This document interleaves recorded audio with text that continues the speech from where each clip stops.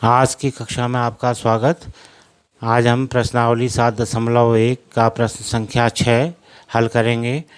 प्रश्न इस तरह से है, निम्नलिखित बिंदुओं द्वारा बनने वाले चतुर्भुज का प्रकार बताइए तथा उत्तर का कारण भी दीजिए। इन 4 बिंदुओं से बनने वाले चतुर्भुज का हमें प्रकार बताना है तथा उसका कारण भी देना है। तो आइए प्रश्न संख्या 6 का पहला भाग हल करते हैं, जहाँ के हमें बिंदु ऋण 1,2, 1,0, ऋण 1,2 और ऋण 3,0 दिए गए हैं। माना इन 4 बिंदुओं से एक चतुर्भुज ABCD बनता है। तो आइए हल करते हैं।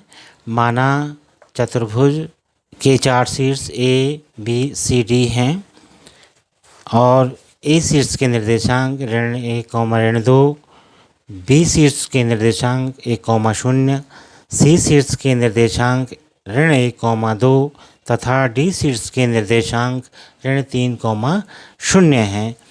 तो इस चतुर्भुज का प्रकार बताने के लिए हमें इसके शीर्ष A और शीर्ष B के बीच की दूरी ज्ञात करनी होगी, फिर शीर्ष B और C के बीच की दूरी ज्ञात करनी होगी, शीर्ष C और शीर्ष D के बीच की दूरी ज्ञात करनी होगी और अंत में शीर्ष A और शीर्ष D के बीच की दूरी ज्ञात करनी होगी। इस तरह से हमें इस चतुर्भुज की चारों भुजाओं की माप प्राप्त होगी तथा साथ में विकर्ण AC, शीर्ष A और C को मिलाने वाले विकर्ण की माप भी ज्ञात करनी होगी तथा शीर्ष B और शीर्ष D को मिलाने वाले विकर्ण BD की माप भी ज्ञात करनी होगी। इन सभी मापों के आधार पर हम बता पाएंगे कि चतुर्भुज ABCD या इन बिंदुओं से बनने वाला चतुर्भुज किस प्रकार का है।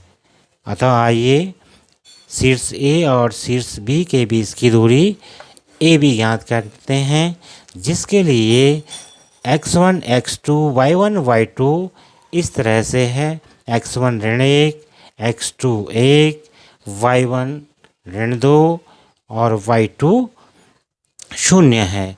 लिखा जा सकता है वर्गमूल x2 यानी 1 ऋण 1 सारे का वर्ग, क्योंकि x1 का मान ऋण 1 है तो हमने उसे कोष्ठ में लिख लिया है 1 ऋण 1 के रूप में, धन y2 यानी 0 ऋण y1 यानी ऋण 2 सारे का वर्ग। या अब हम AB बराबर वर्गमूल 1 ऋण 1 ऋण का धन और 1 का 1 यानी 1 ऋण का धन और 1 सारे का वर्ग लिख सकते हैं। और 0 ऋण 2 ऋण का धन और 2 का 2 यानी 2 का वर्ग। या पुनः AB बराबर वर्गमूल 2 का वर्ग धन 2 का वर्ग। या हम लिख पाएंगे AB बराबर वर्गमूल 4 धन 4 बराबर वर्गमूल 8। मात्रक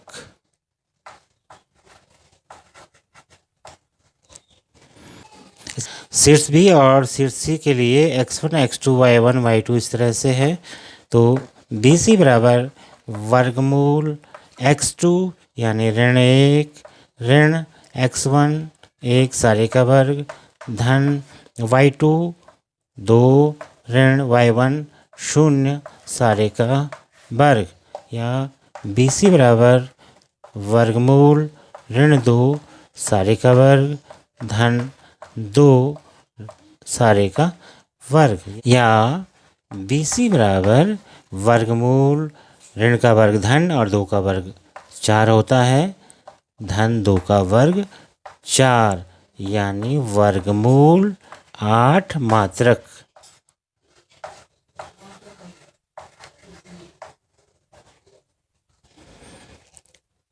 आइए अब शीर्ष सी और शीर्ष डी के बीच की दूरी सी डी ज्ञात करते हैं।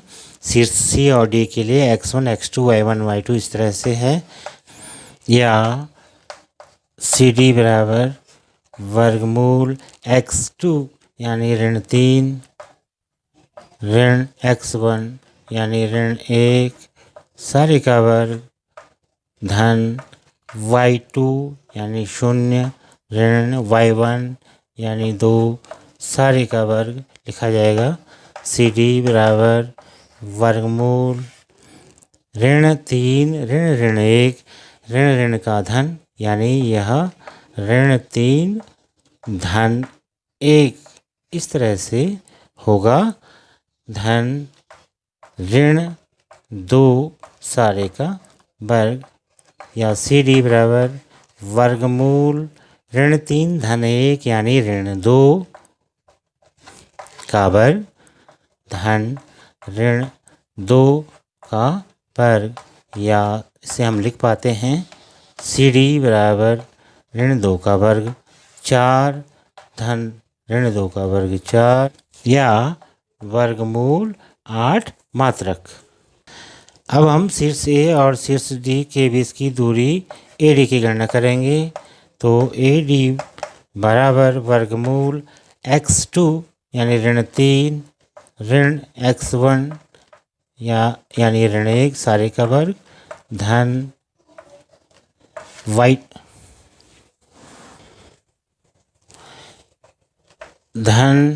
y2 यानी 0 ऋण y1 ऋण 2 सारे का वर्ग, इस तरह से हम इसे लिखेंगे।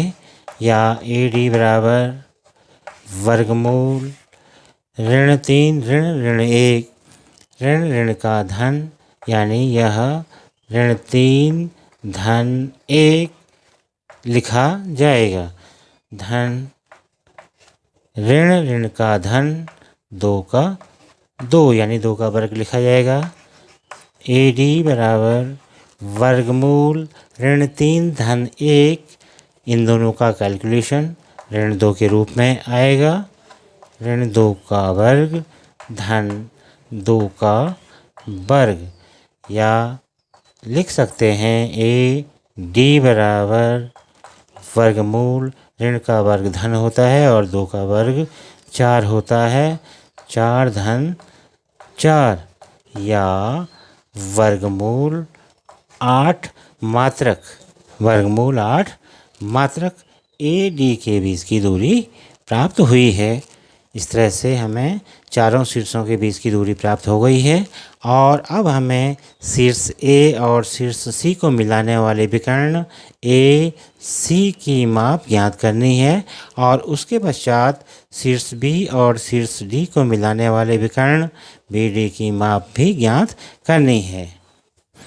x1 x2 y1 y2 चुनने के बाद ए सी बराबर वर्गमूल x2 ऋण 1 ऋण x1 यानी ऋण 1 सारे का वर्ग धन y2 यानी 2 ऋण y1 यानी ऋण 2 सारे का वर्ग के रूप में हम लिख सकते हैं। और पुनः ए सी बराबर वर्गमूल ऋण 1 ऋण 1, तो ऋण का धन हो जाएगा, ऋण 1 ऋण का धन 1 सारे का वर्ग धन 2 ऋण का धन 2 सारे का वर्ग, या ए सी बराबर वर्गमूल 0 का वर्ग ऋण 1 धन 1 0 धन 2 धन 2 बराबर 4 का वर्ग, या ए सी बराबर हम लिख पाएंगे वर्गमूल 4 का वर्ग यानी 16, और वर्गमूल 16 का मान 4 होता है, तो ए सी की माप आई है 4 मात्रक। अब शीर्ष बी और डी को मिलाने वाले विकर्ण की माप बी डी हम ज्ञात करेंगे। बी डी के लिए x1 x2 y1 y2 इस तरह से है। तो विकर्ण बी डी की माप इस तरह से बी डी बराबर वर्गमूल ऋण 4 का वर्ग धन 0 का वर्ग। आगे इसे लिखा जा सकता है BD बराबर वर्गमूल ऋण का वर्ग धन और 4 का वर्ग 16 होता है। 16 धन 0 या BD बराबर वर्गमूल 16 बराबर 4 मात्रक। तो इस तरह से दोनों विकर्णों की माप 4 मात्रक आ गई है।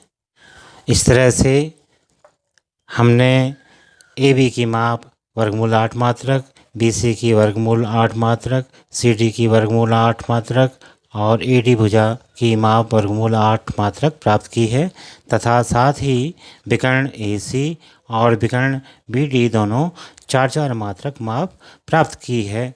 क्योंकि यहाँ पर चारों भुजाएं बराबर हैं और दोनों विकर्ण बराबर हैं, इसका अर्थ यह है इन बिंदुओं से बनने वाला चतुर्भुज एक वर्ग है।